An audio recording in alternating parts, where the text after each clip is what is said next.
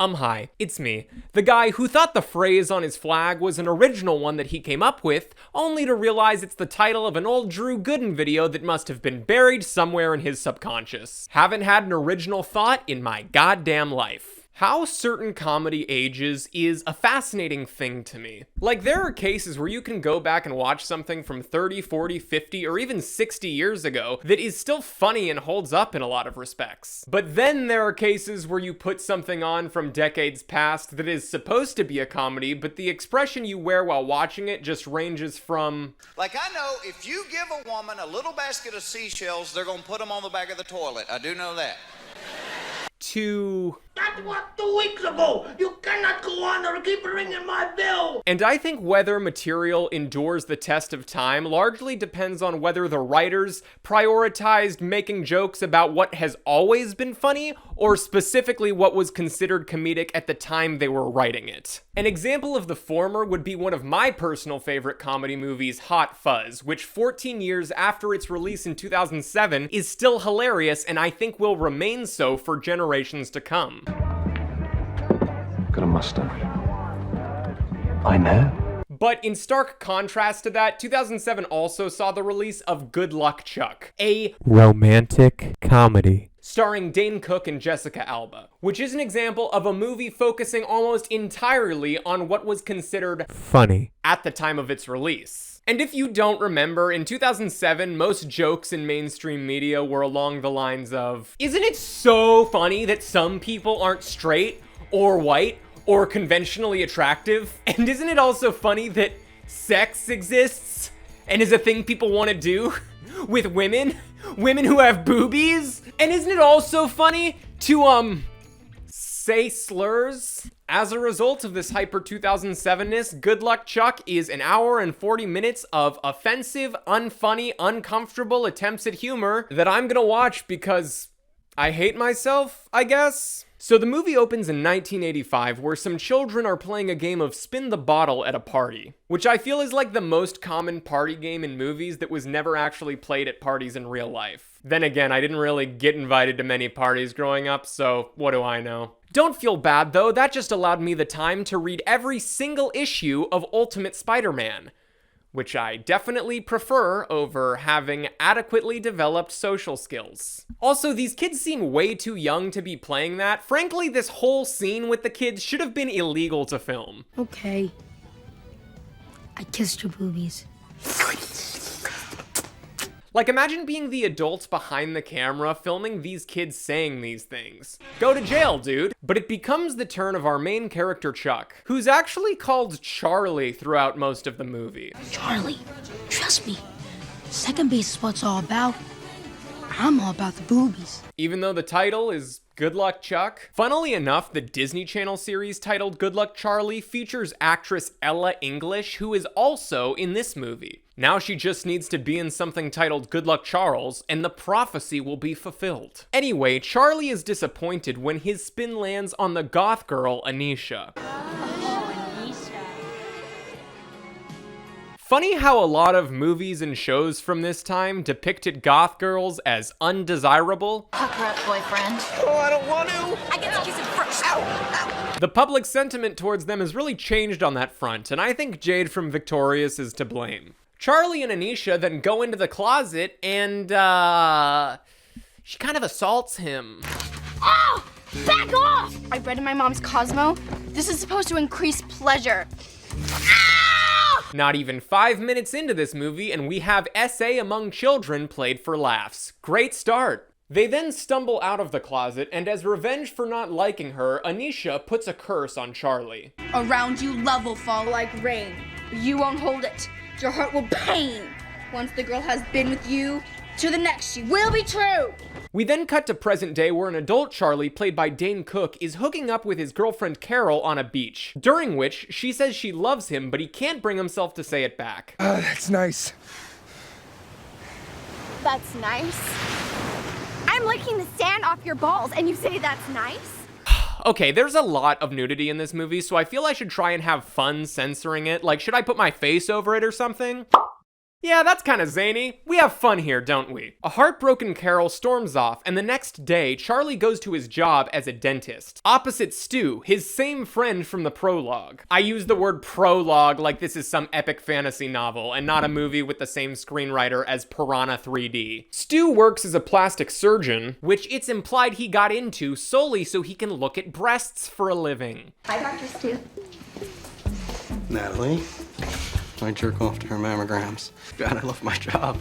Another telltale sign that this is a 2000s movie is that Stu is just the best friend character that you're supposed to like, as opposed to, you know, the villain. Later, Charlie and Stu attend the wedding of Katie, Charlie's ex-girlfriend from 6 months prior. Find it kinda hard to believe he'd be invited to her wedding, like my ex blocked me. But I think that's mostly because I asked her to wear a mask of Neytiri from Avatar while we made love. In my defense, it was my birthday. At the wedding, Charlie meets Cam, played by Jessica Alba, who it turns out he has a once-in-a-lifetime level of chemistry with. What are you gonna sing? I'm thinking about doing a little Bon Jovi, Living on a Prayer. Really? That's what I was gonna do. Oh, really? No. But Cam's whole thing is that she likes penguins. I run the penguin habitat at Aqua World. That's enough personality for our movie's female lead, right? No? Fine, I'll make her a klutz too. But that's it. I can't think of any more personality traits for her to possibly have beyond sexy, penguins, and falls. So Katie the bride makes a toast to Charlie as being her good luck charm because she met her husband immediately after being with him. To Charlie Logan. Thank you, Charlie, for being my lucky charm.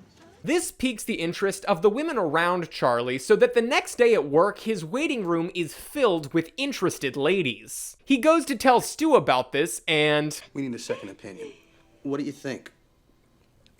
Are they even? He still likes boobs. While out, they run into Carol, his ex from the beach, who's a different person from Katie whose wedding they were just at. Figured I should specify given that they look the exact goddamn same. And they learn that after breaking up with Charlie, she got engaged. Spooky. I guess you are a lucky charm.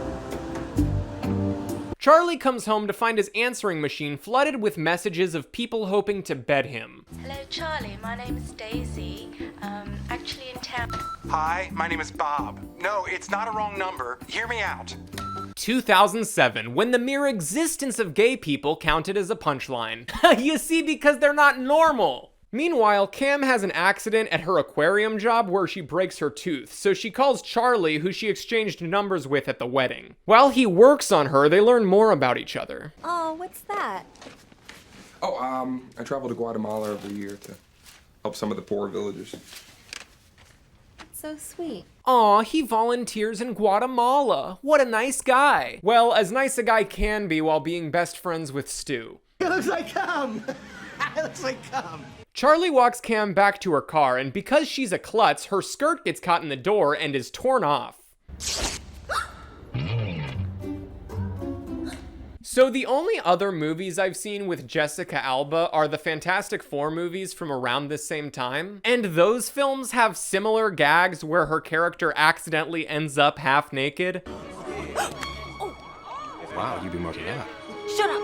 I just hope she felt comfortable with all those moments and didn't feel obligated to as to not risk losing the role. But I don't know why I worry. I mean, it's not like Hollywood has a history of coercing actresses into doing things they're not comfortable with. Wait, sorry, I totally forgot that according to the comments on my last video, I'm not allowed to acknowledge any injustices in the world that I'm not personally affected by. Wait, you donated money to help the victims of that devastating overseas earthquake? Stop white knighting, dude. We all know you're just doing it to get some action. Reeling from his night with Cam, Charlie comes home to find his secretary Reba, the lady from Good Luck Charlie, in his house hoping to sleep with him because she read online about him being a good luck charm. Dr. Charlie, if we're together, I know I'll find my soulmate. That's ridiculous. And he does. Reba? You slept with Reba? Shh! Which is hilarious because she's not attractive according to Western beauty standards and he still porked her, dude! Man, it's so funny that some people exist who don't look like models. There's then another scene with him and Stu that's just... Suck a fart out of her ass and hold it like a bong hit. Great. Oh, But the scene actually does contain the one line in the film that I found even remotely funny. And don't tell me that Gandhi didn't score some sweet-ass Native American trim. Gandhi was Indian. You don't like to be called that. So, figuring he has a point, Charlie then sleeps with a bunch of women over the course of a montage, which I pretty much can't show you any of because it's borderline pornography. This had a wide release in theaters, by the way, because that's where I like to be horny, in public surrounded by strangers. But there are a few jokes sprinkled throughout this montage, like one of the women Charlie sleeps with is gay. Yeah, I don't do that with men. And another one is trans. I knew a Matthew Gillis. God, you do look like him. Is that your brother? Actually, that was me before the operation. Because they're part of groups that a slight majority of people aren't. Laugh! Tired of all the meaningless sex, Charlie begins going on dates with Cam instead and starts to fall for her. He tells Stu this, who doesn't understand why he'd prefer her over sleeping around. What's sex without love? Sex! It's still sex! I feel this movie's whole vibe is encapsulated perfectly by that one line delivery. Sex! It's still sex! Like, if that line wasn't in the trailer, I will get a tattoo of a penguin on my ass cheek. Good luck, Chuck. What's sex without love? Sex! It's still sex! Thank God. My confidence dwindled the moment I made the promise. Also after that, Stu just straight up says the F slur. Who's ridiculed by the other penguins for being a What a shock. Up until then, his character's been nothing but the nicest guy. That night, just when Charlie's about to finally sleep with Cam, he gets a call from Stu, who now believes the curse might be real after discovering Charlie's high school girlfriend married the guy she left him for. Sarah McDowell. What, the girl I lost my virginity to? Did you see who she wound up marrying? Tony Lamberto, that douchebag she dumped you for! So he abruptly leaves, not wanting Cam to succumb to the curse and leave him for another guy. Then, to test if the curse is real, Charlie decides to sleep with someone he thinks couldn't possibly be fallen in love with. Oh, what kind of person would that be? Perhaps a terrorist or a serial killer? Hey, asshole! Got my peanut butter? Oh, it's just a plus-size woman. The writers of this movie trying to think of a joke that isn't just them making fun of somebody they personally deem unattractive. Ooh, I can't think of anything.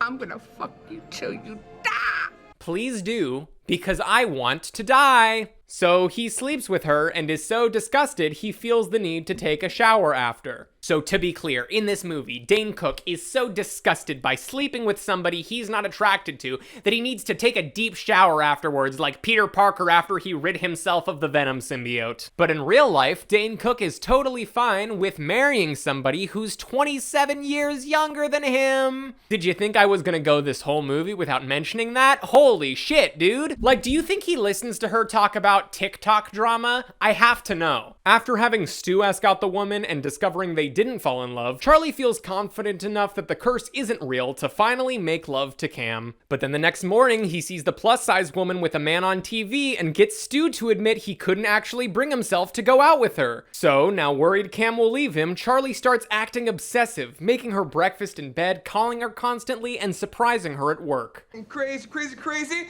crazy for you.